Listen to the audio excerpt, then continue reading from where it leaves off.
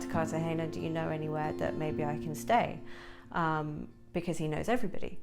And he said, well, why don't you come and stay with me? And I said, well, isn't that a little bit too fast? And he said, don't overthink it, like live in the moment. If it goes wrong, it goes wrong. If it goes right, it goes right. And it went right. So after a few months, my work visa was coming up for renewal. But he took me out for my birthday, and we went to a beautiful roof terrace bar. And I had a few months before broken my finger. And I had to have an x-ray, and I ordered the cocktails, and the waiter comes up with the 2 cocktails and with a big envelope, and in the envelope is a picture of my x-ray of my hand with my broken finger, and it said, I love you so much, I even love your bones, can I live with your bones forever? Something like that. And I was like, hey, what's this? And he was like, will you marry me? I was like, oh my God, yes, of course. Like, without thinking, like it was very natural and not something I needed to think about. I knew that he was the right person for this time of my life. So I grew up in a county called Lincolnshire in the UK, which is basically like Holland. It's very flat. There's just agriculture, farming. There's not very many opportunities. But it was a fabulous childhood because I was able to climb trees every day. I was able to explore with my friends. We had a huge amount of freedom. But as I got to kind of, 14, 15 years old, I realised that there weren't very many opportunities there for me. I could become a farmer's wife. I could become a farmer. But there wasn't a lot more there. So I spent a good, 4 years of my life being a rowdy teenager, being a pain in the ass to my parents, I'm sure. And then I left to go to university. I fled to the nearest city to go and find, opportunities. The first day that I left home to go to university, I remember being really scared. And my mum and dad and my sister, they all, drove me to the city where I was going to make sure I would be okay. And I arrived at the halls of residence, and I remember saying to my mum, but Mum, I don't know how to use the washing machine, come and show me. And she'd given me recipes, and then the best piece of advice that she gave me was she gave me a little tiny book, and she said, okay, everything that you spend, write it down in here, and every week add it up and see what you're spending, because you only have this much money. You're not getting any more from us and you're not getting any more from the student loan, so this is what you have, be wise with it. And it really taught me quite a lot of lessons to be able to manage my money. But yeah, I remember it was fantastic because I lived in a hall of residence with a lot of people from around the world, and my world just opened up. All of a sudden I was meeting people from India, I was meeting people from China, I was meeting people from France, I was meeting people from Madagascar. And I remember the first day when there was snow in the city in the winter, and a couple of the guys that I lived with had never seen snow before, and they were like 20 years old and they'd never seen snow before, and we just went outside and we were like kids, like throwing snowballs and stuff. It was fantastic, like super magical moment. The culture here in Colombia, everybody dances in the streets. Old men dance, young kids dance. Literally everybody is incredible at dancing. And as a Brit in Colombia, it made me feel very reserved.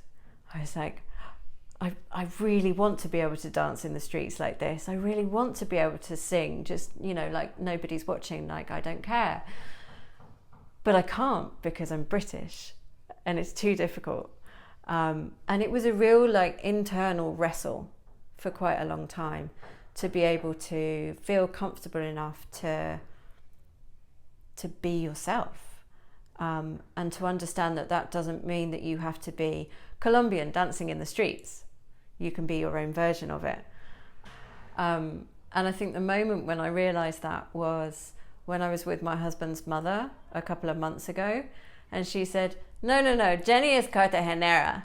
Like, I'm from here now. Like, I'm not an expat anymore. I'm classed as someone who is here and is a part of the culture now, a part of the family. So that to me felt incredible. And I remember in the 2 weeks before, there was an Italian chef who was working in the kitchen, and she said, Italy is closed. And we were like, what do you mean Italy is closed? And then we realized that it was coming here, and somebody on a cruise ship got coronavirus here, and that was the first case. And then literally within days, the whole city closed down. I couldn't go to the island anymore. I couldn't leave my house. Nobody could leave their houses. It was really, really strict. None of us could work because all of a sudden everything was closed. There were police in the streets. There were people disinfecting the streets in the evenings.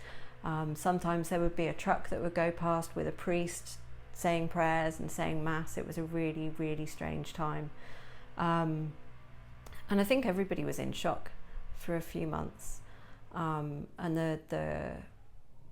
the quarantine was really strict. So it led to a time when you were only allowed out every 10 days to go to the supermarket. You had to go on your own. You had to go in accordance with the number of your ID. Only on certain days. You couldn't go out for exercise, nothing. And it was like a pressure cooker. It was horrible, and nobody knew how infectious this disease was or how bad it was. And it almost seems like a dream now. It's a really long time ago. We always had the hope that, the city would come back fighting. And I don't know how a lot of people survived, because I was fortunate enough to be able to do a little bit of work for an agency that I used to work with in the UK. So I had some online work to be able to pay my rent. And for the foundation, there was a little bit of support from a UK trust in order to pay the employees a minimum wage for a few months, but not the whole time. So 6 months out of the 9 months that the city was closed. And I don't know how a lot of people managed to feed themselves, because there was really no government help. It's not like in Europe or in the US where, there was support from the government, people got stimulus checks and so on. There was none of that. But people are super resourceful here, and a lot of people are in debt now because of it, I'm sure, in order to feed their families during the time. But you see now in the city, everybody is still wearing their masks, still being careful. When there is a vaccine available, people go and get the vaccine because they want their life to continue. They just want to get on with living again, as everybody does. And if that means that we have to wear a mask in 30-degree heat, so be it. We're lucky because it's hot, so everyone can be outside most of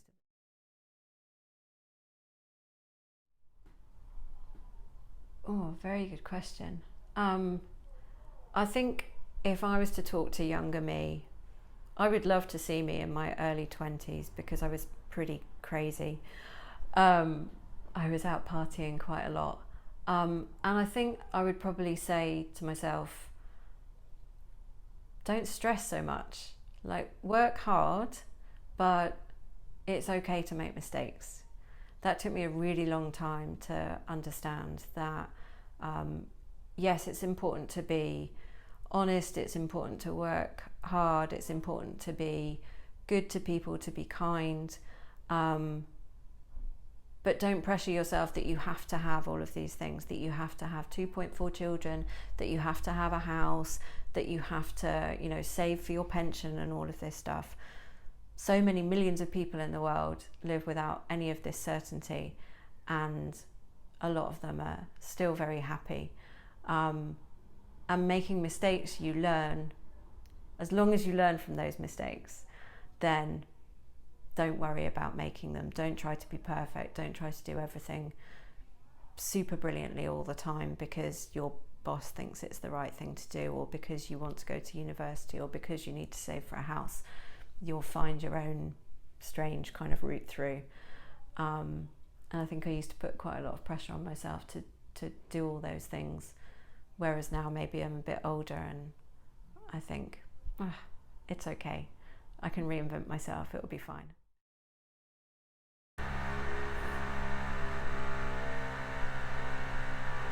Stop drilling.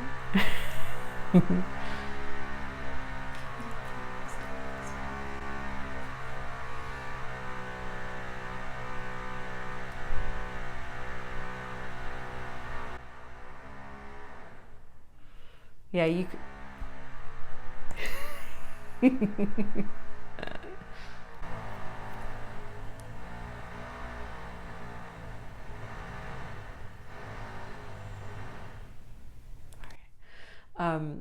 Yeah, you can be your own version of, I guess now I would call myself a British Colombian. Stop drilling.